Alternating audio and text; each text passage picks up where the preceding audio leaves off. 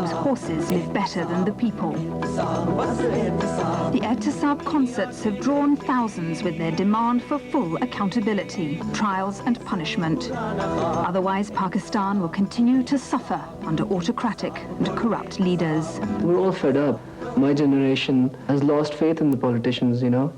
We've seen ruler after ruler, whether it's a politician or a military dictator, come and just lie blatantly on national television. And we're sick of it, and we want change. On the streets of Pakistan, anger has given way to a weary sense of resignation. The president promised that the ousting of Benazir Bhutto's government would usher in a new era of accountability. Trials would expose and punish the corrupt. But the political will to really cleanse the system seems to be fast disappearing.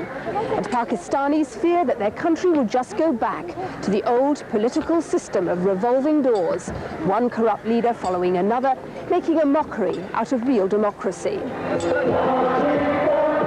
One man is emerging on the political scene to challenge the old ways. Pakistani cricketing hero, now would-be Prime Minister, Imran Khan, with his new Justice Party. Once the man about town, Imran now espouses Islamic values. His message is uncompromising. Both the main political parties are corrupt beyond reforming. He offers a radical solution. We propose that there should be capital punishment for corruption. But we would like, if we ever get into power, the parliament to decide what should be the figure, that beyond which people who indulge in corruption, who basically loot money in this country, and who are in powerful positions, they should be sentenced to death, but what amount should be decided by Parliament. And I feel that is the only hope that we are going to protect our common man in this country. But Imran's embryonic party is struggling. He's been dogged by personal scandal and is unlikely to make any significant political impact.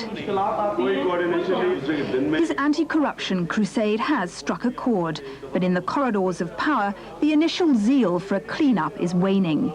Prominent politicians accused of corruption haven't been debarred from elections, and the Accountability Commission has yet to bring a successful prosecution. 4 governments have been removed because of corruption. No one has been caught. People go into jail and they come out clean.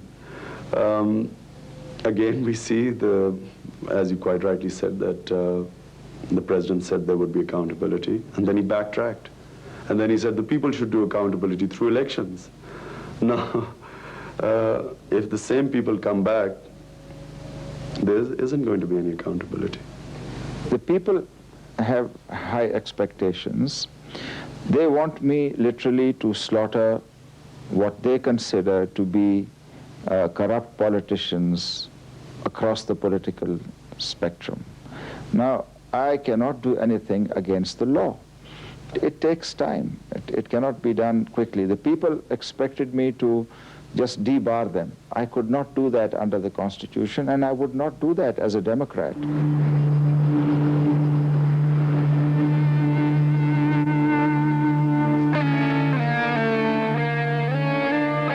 In the troubled city of Karachi, the president contends that democracy was most threatened by Ms. Bhutto's government. Thousands died in ethnic strife, and the police are accused of staging encounters to kill suspected terrorists with the backing of the state. The controversy over police actions reached ultimately to the door of Ms. Bhutto's own family home here, where Murtaza, her estranged brother, lived. He too claimed to be his father's political heir, and his bitter rivalry with his sister had split the People's Party. Murtaza openly called Mr. Zardari, Asif Baba and the 40 Thieves. He'd also clashed with Karachi's police, and he warned they were out to get him. I challenge them to come and arrest me.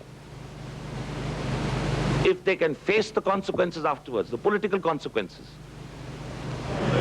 That very evening, September the 20th, Murtaza and his bodyguards returned home in a convoy of cars.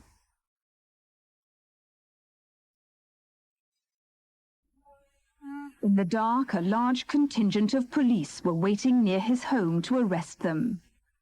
The cars stopped, a shot rang out, then a barrage of fire. Bodies littered the streets. Murtaza was critically wounded.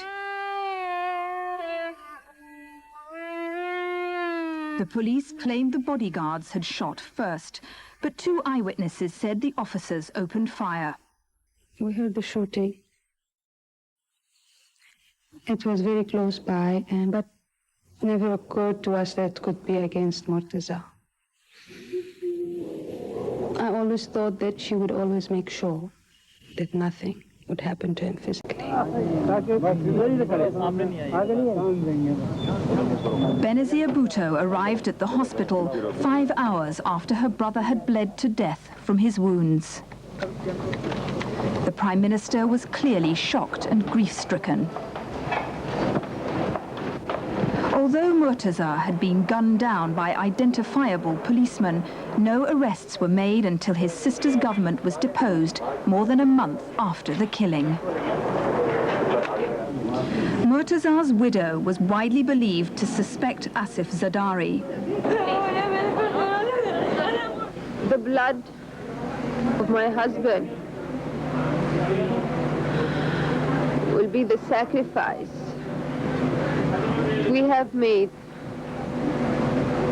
for Pakistan.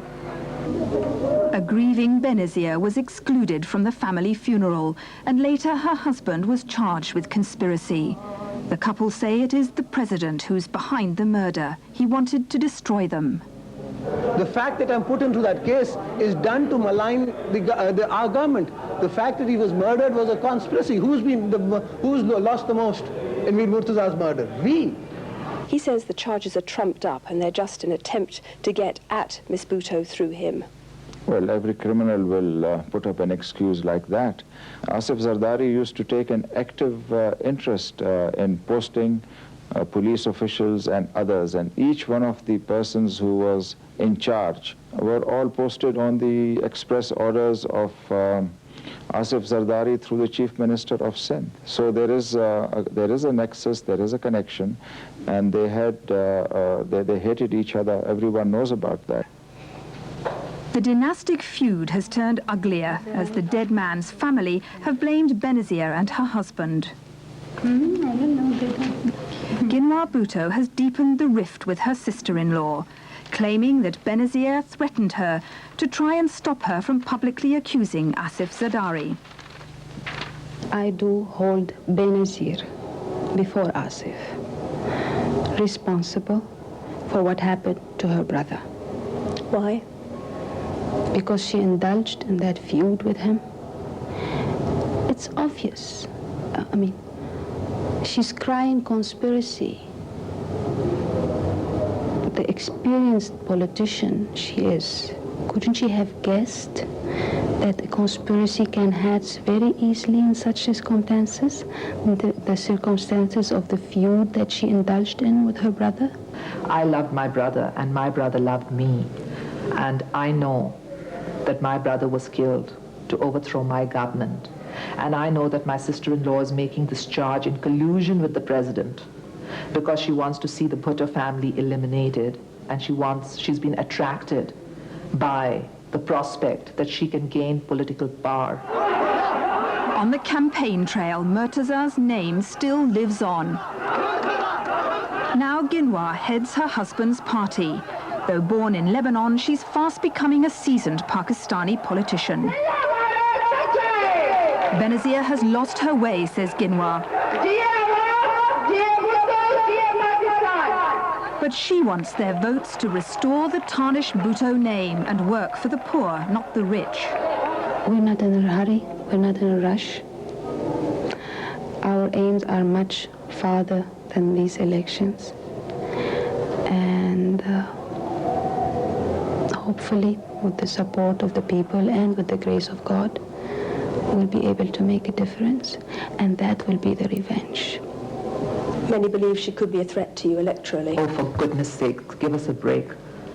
How can a 2-day-old Pakistani be a threat to the daughter of Zulfikar Ali Bhutto? How can a two-day Pakistani be a threat to somebody who's been elected twice Prime Minister of this country? Ms. Bhutto still says she's confident that she has the backing of the people. But even in Lakhana, her support is slipping away, despite the old feudal loyalties. Now the Supreme Court has ruled that the president was right to dismiss her. Facing defeat, she's defiantly declared that the election will be rigged and the People's Party won't accept the results. It's a far cry from the promise of a decade ago. She was much more than a dream come true. There was so much promise. Some of us were watching her swearing in on television and we wept with joy. It's been downhill all the way. I cannot forgive her for squandering this second opportunity. She could have made this country. She's given us a very bad legacy. Somewhere along the line, her feudal instincts came to dominate her Western education and her sense of liberalism. Somewhere along the line, she reverted back to being a queen instead of being a Democrat, that she'd always promised us she would be. I feel very sad. Number 1, number 2, number 3. Okay, who's number 1? Benazir Bhutto, alone with her family, is increasingly isolated. Because I'm born second. But she counters each setback with the self-conviction she's passed on to her children. Saucy girl. Do I spill up hands? Sign these. The youngest is named Asifa, after her father. This tale of a dynasty isn't yet over. A new generation is waiting, and their mother hasn't yet given up the fight. The day they dismissed my government, I said, no way. This is undemocratic, this is unjust, this is a mockery with the verdict of the people, and I am going to fight for the people's democratic rights. Even if they can't make the charges stick, surely your wife is finished politically. That's what they thought the last time around. Who tells you she's finished? No way. People's Party is in the bloodstream of the people of Pakistan. It does not finish because you accuse it of something. It doesn't happen like that. That's exactly what they thought the last time.